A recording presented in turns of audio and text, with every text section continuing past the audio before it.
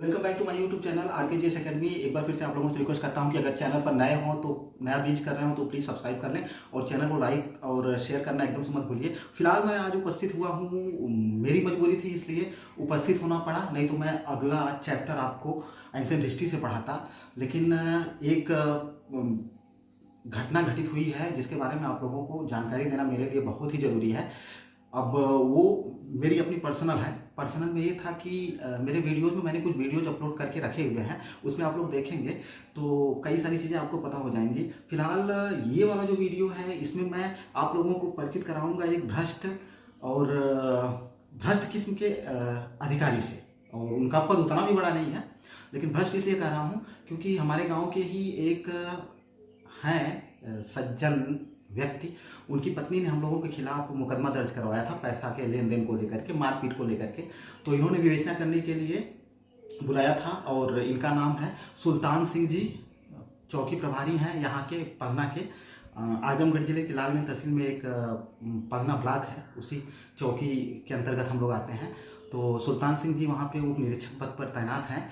तो इन्होंने जब विवेचना करनी हुई तो हम लोगों को कई बार बुलाया, मैं 1-2 बार 3 बार गया और कहा कि अपना पक्ष रखिए। मैंने अपने सारे पक्ष रखे थे, सारे एविडेंस रखे थे, मैंने सब कुछ रखा था। मारपीट के दिन को भी मैंने प्रूफ के साथ रख दिया था। मैंने कहा था कि मैं मैनेजर से बात करवा दे रहा हूँ आपका। और इसके बाद कई सारी चीज़ थी। मैंने कहा कि ये झूठा मुकदमा है, चेक का मामला चल रहा है। तो हमसे कह रहे थे कि तुम्हारा चेक का मामला जो है न्यायालय से स्थगित हो गया है। इतना झूठ बोले मुझसे। और मैंने बार बार इनको जो एविडेंस उपलब्ध करवाए कि सारी बातें और सारे मुकदमे हम लोगों के खिलाफ मतलब ईर्ष्यावश जलनवश लिखवाए जा रहे हैं। तो इन्होंने हमसे, हमारी माता जी से, चूँकि सबसे इनकी मुलाकात हुई थी और मेरी जो वो है भाई की बहन है, उससे भी 50,000 रुपये की मांग किए थे। 50,000 रुपये की, मेरे भाई की बीवी जिसने खेत लिखा था, वीडियो में आप लोग जाएंगे तो उसमें आपको दिख जाएगा। 50,000 रुपये की डायरेक्ट मांग करी थी इन्होंने। मैंने तो कह दिया था कि मैं एक भी रुपया आपको नहीं दूंगा। और इनका जो है विरोधी पक्ष से काफ़ी अच्छा तालमेल है, उससे पैसा लिए होंगे 100%। और पैसा ले करके हम लोगों के खिलाफ जो है अभी मैंने मुकदमे का निकलवाया था तो उसमें कई सारी धाराएं इन्होंने लगाई हैं। और ये जो धाराएं हैं वो मैं आपको बता रहा हूँ, मेरे पास आया हुआ है 406, 420, 504, 506, तमाम तरह की धाराएं इन्होंने लगवा करके मुकदमा पंजीकृत किया हुआ है। तो मैं ऐसे भ्रष्ट अधिकारी से आपको परिचित करना चाहता था। मैं पूरी तरह से खुले तौर पूरा ओपनली बोल रहा हूँ कि इन्होंने पैसे के प्रभाव में ऐसा किया है। क्योंकि ये मुझसे कह रहे थे कि तुम्हारा मुकदमा खारिज हो गया है। मैंने ओरिजिनल कॉपी लेकर के एसएचओ सर को यहाँ लालगंज दिखाई थी। मैंने सारे, मेरा कोई भी एविडेंस ले ही नहीं रहे थे, हर बार हमारे खिलाफ ही बोल रहे थे। मैं इनके यहाँ न जा करके, मैं यहाँ पे एसएचओ थे विनय कुमार मिश्र जी, काफ़ी सज्जन व्यक्ति थे, और उन्होंने कहा कि उनके यहाँ मैं ले जाकर के सारे एविडेंस दे देता था। मैंने कहा था कि वो हमसे कहे भी कि मैंने आपकी बात उनके यहाँ पहुँचा दी है। तो पहुँचाने का ये रहा रीज़न कि इन्होंने ये जानते हुए भी कि मुकदमा झूठा है, फिर भी इन्होंने विपक्षी के प्रभाव में आकर के, या जैसे भी भाई मैं तो 50,000 रुपया अगर मेरे पास होता भी तब भी मैं इनको नहीं देता, 100% नहीं देता। और मेरी माँ से पूछ लीजिए आप लोग,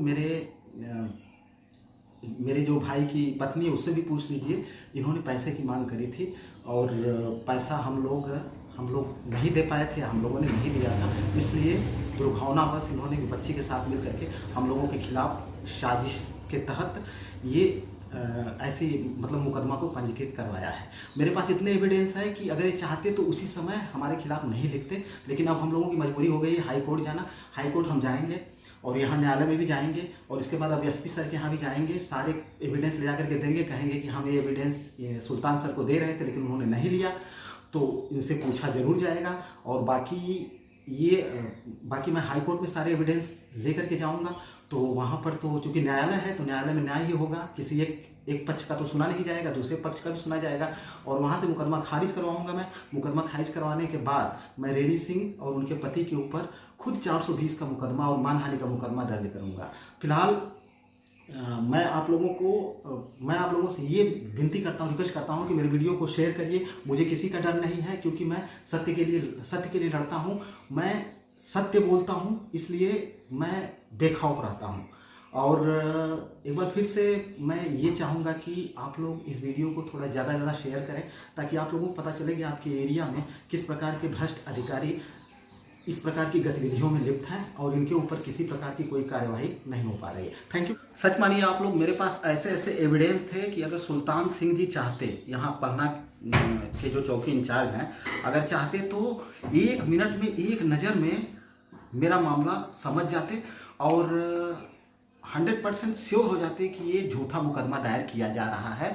फिर भी उन्होंने विपक्षी का पूरा सहयोग किया, पूरा समर्थन किया। कोई बात नहीं है, मैं फिर से बोलता हूँ कि मैं एसपी सर के पास जाऊँगा और उसके आगे जाने की जरूरत पड़े तो वहाँ भी जाऊँगा और हाई कोर्ट में जाकर के इस मुकदमे को खारिज करवाऊंगा और बाद में चल के इन लोगों के ऊपर मानहानि का मुकदमा और जितने भी 420 वगैरह जो धाराएं यहाँ पे लगाई गई हैं, क्योंकि झूठ ही होता है, झूठ के पाँव नहीं होते। झूठ बहुत दिनों तक चल नहीं पाएगा, ना तो ज़्यादा कदमों तक चल पाता है, ज़्यादा दूरी तय नहीं कर पाता है। तो फिलहाल एक बार आप लोगों से रिक्वेस्ट करता हूँ कि प्लीज़ वीडियो को लाइक करें, शेयर करें और इस वीडियो को ज़्यादा से ज़्यादा शेयर करिए और लोगों को जानने दीजिए।